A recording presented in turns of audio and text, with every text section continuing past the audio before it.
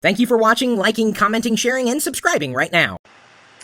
I came in 7th place. It's not the first time, really. Playing that wacky game of Tetris that we've discovered runs inside the browser window without installing any software. I'm able to play against at least 6 buddies online. One of them being Cerebral Anomaly, who also goes by the handle Glitch when he's in the chat room at live.pirillo.com. And the games that I play with him in the, group always seem to take forever. And because he's really good, and so he's quite qualified to share this top 7 tips on how to play Tetris. Now, I'm only going to read the first 5, and I'm going to save the other 2 because he says he used this in his first blog post on lockergnome.com. So I'm going to tease you back to his blog post for the last 2 tips. Number 1, when the game starts out, the blocks are falling fairly slow. It's in your best interest to pick a pace that you are comfortable with. Drop the pieces with the auto drop. This way you're playing faster than the blocks are falling. This helps you because you do not feel the increase in the actual speed of the game. So hopefully the Tetris game that you're playing has the auto drop, and that's where you can usually press down, and wherever that block is, it just falls right into place, where whatever is directly below it.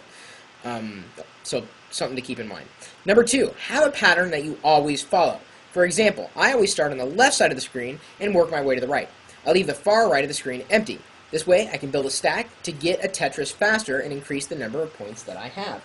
Oh, it looks like they're played out, so I'm going to start the next round here and probably get in 7th place again. And if I don't, it would be really, really funny because I'm not touching the keyboard. I don't really have a pattern that I follow personally. I'll just kind of go with wherever I feel the pieces need to go and do my best to build up as many Tetrises as possible. So that's just my general strategy, is not to have a strategy in that sense. Number 3, just because you can fit the piece there doesn't mean it goes there. Remember that the goal of the game is to clear 4 lines with 1 piece, and that would be the long piece. Try to make the piece lay in such a way that you have a board that has flat areas and jagged edges. This will allow you to have a place for every piece or any piece that might fall. That's important to keep in mind. Number 4, this may sound obvious, but don't allow your stack of pieces to rise too high. Try to keep your stack as low to the bottom of the board as possible. If you start feeling uncomfortable with your playing, start clearing single lines and work your way down. This will prolong your gameplay and allow you to take your time when playing. Did I come? Oh, 7th place. Alright, number 5, when the game starts getting really fast, slow your pace of dropping pieces down. This will help you gain precious seconds to think things through. So that's a very important thing to note. Whereas in the beginning when it's nice and slow, you can afford to drop the pieces down quickly just to keep pace. But if they're just dropping as fast as possible, the last thing you want to do is nudge them further. And that will certainly quicken the end of the game, the quickening, if you will. Yes, there can be only one piece that gets you 4 lines, and really only one winner in a game of Tetris. Oh, I was alive for 58 seconds in that game, and it looks like who's going to win this one? Smojo.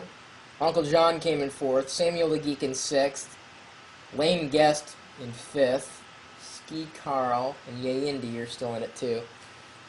It's so much fun to play these games against people that you don't know or wouldn't know if you met them on the street. So anyway, those are the first 5 tips of his 7, and the last 2 he's got. Well, I think one of those that he's got is very useful. The one tip I'm going to add that he didn't list in his blog post or here is when you build up your stack, however you choose to do it, try to stay away from building a tower. So, big gaping holes on both sides. Try to stay away from building a ravine, so having 2 stacks on each side and then just a space in the middle. Do your best. As he noted, he usually sticks on one side or the other. That's usually the best way to control where you may or, well, most likely are to be getting a Tetris, because then you only have to worry about one side of the screen, keeping that completely clear specifically for that 4-piece to drop down. That long boop, boop, boop, boop. The 4-piece, the long, the big Lebowski. What do you call the 4-piece? Anyway, I love Tetris, and those are really good playing tips, especially if you're trying to beat either me or Cerebral Anomaly. I can never really say his name right. No matter if you've got any other game tips to share with the rest of the community, we'd certainly appreciate hearing from you. I'll start the game, and then I'm going to minimize the browser here so they can play it in the background, and you can see me nice and clear in the foreground. Okay, now you can listen to me die. Well, you don't really die in Tetris, you just lose. It's not very fun to say lose or die. Anyway, if you got any game tips to pass along, my email address is chris@pirillo.com. You may even catch me playing a game of Tetris with my buddies, and you're my buddy since you're watching this video, or at least you watched this far. Maybe you got a few other Tetris tips to pass along to the rest of the community. No matter, we're typically talking tech, whether it's games, hardware, software, internet, tips, tricks, coffee.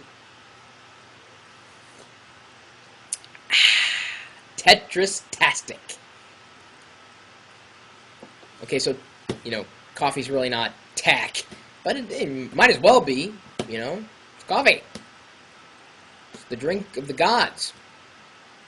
And you can be a Tetris god, so long as you follow those tips. No matter, the chat room's open 24 hours a day, 7 days a week at live.pirillo.com. We'll see you later.